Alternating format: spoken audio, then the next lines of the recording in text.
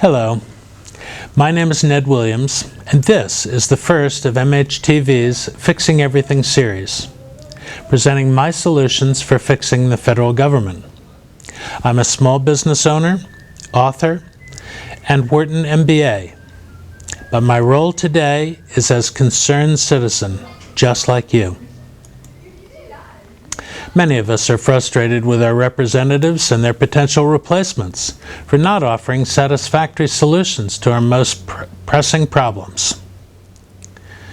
With the legislators today having favorability ratings in single digits, it's obvious that they're not getting the job done. It's time for us to turn the tables and present them with a plan of our own. In this video, I offer my 1025 plan for your consideration and approval. It will simplify the tax code, dramatically improve the safety net, fund individual medical and retirement accounts, automatically cap spending, balance the budget within 6 to 8 years, wind down entitlements over a 30-year period while satisfying commitments to seniors, reduce crime and antisocial behavior, and encourage legal immigration while discouraging illegal immigration. In addition, it will reduce by 75% political manipulation that benefits special interests. It will maintain tax progressivity while treating everyone equally, making class warfare a thing of the past. Finally, it will encourage individuals to assume personal responsibility while developing self-reliance and initiative. The 1025 plan has two parts. The first part is called the core plan, which appears to be a simple change to the tax code, but is far more than that. The second part is called the buyout. It presents a migration path that transitions us from where we are today to where we want to be in 30 years, with no remaining entitlement overhang. Let me be clear. Commitments made through Social Security, Medicare, and Medicaid must be met. These programs cannot be abandoned unless we can offer a better alternative. The Core 1025 plan is quite simple. First, every citizen over 21 will receive $10,000 annually in monthly payments adjusted for inflation. These cash payments will replace all tax deductions and all means-tested support programs. And when the buyout is fully wound down, all entitlements. A portion of these payments will fund individual medical and retirement accounts.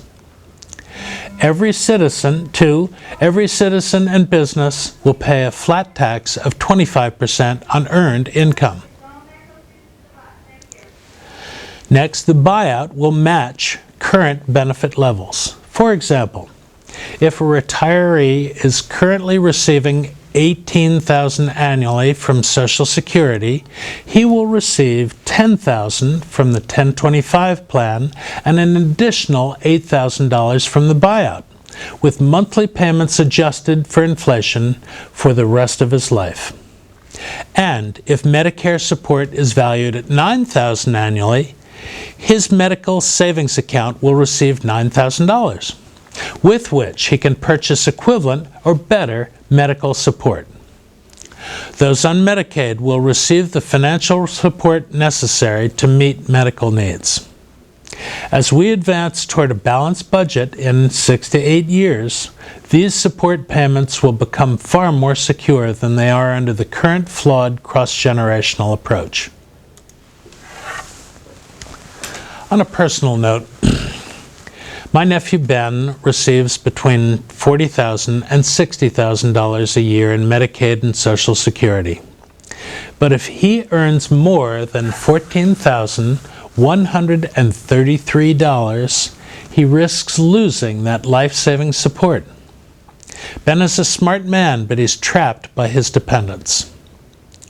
Doesn't it make sense to incorporate a future safety net into the tax code so that there is a smooth path out?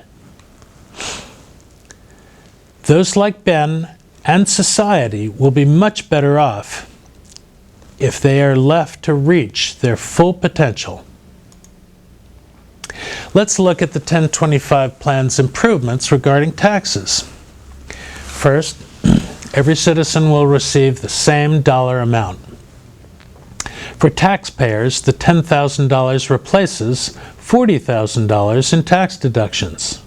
For non-taxpayers, the $10,000 replaces means-tested programs and becomes a safety net that cannot be lost by earning additional income. The federal government will no longer differentiate between individuals. States, local governments, and charities will address reasonable individual needs not covered by the 1025 payments or the buyout. Next, every citizen and business will pay the same 25% on earned income. Over a 30-year period, this rate should drop below 18% as we work through our entitlement commitments. But for now, our top priority is reaching a balanced budget. Obviously, the 1025 plan gets its name from the $10,000 payment and the 25% tax rate. Because everyone receives the same dollar amount and pays the same percentage on taxes, every citizen is treated equally. On the other hand, the 1025 plan's effective tax rates are far more progressive than the current tax code.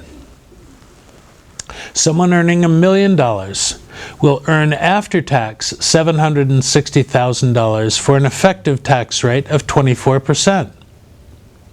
Someone earning $40,000 earns after-tax $40,000 for a zero effective tax rate. Someone earning $10,000 earns after-tax $17,500 for a negative 75% effective tax rate. While it's true that the highest earners will pay a lower nominal tax rate with no tax deductions, no special benefits, and higher gross incomes, their share of net taxes should increase. Because the $10,000 is unaffected by income levels, distribution and collection can be separated. This is big. Businesses will withhold an accurate 25% of gross income, and as a result, employees and individuals with no business income will no longer have to file any annual tax forms, not even a postcard. Steve Forbes estimates that the annual tax filing takes 6.5 billion man-hours. The proposed change should save far more than half of that, or $200 billion in tax preparation fees and time value. Next, national and local audit procedures will be simplified. Let's assume that there are 200,000,001 citizens. The cost in real dollars of this program is $2,010,000. No fraud, no waste. Simplification plus reduced marginal tax rate should reduce the $300 billion tax gap of uncollected tax revenues. And by going direct, we bypass both bureaucrats and regulation. 184 means testing agencies with their 700,000 employees can be closed. Tax simplification and the drastic reduction in the number of tax collection points should also trim the size of the IRS.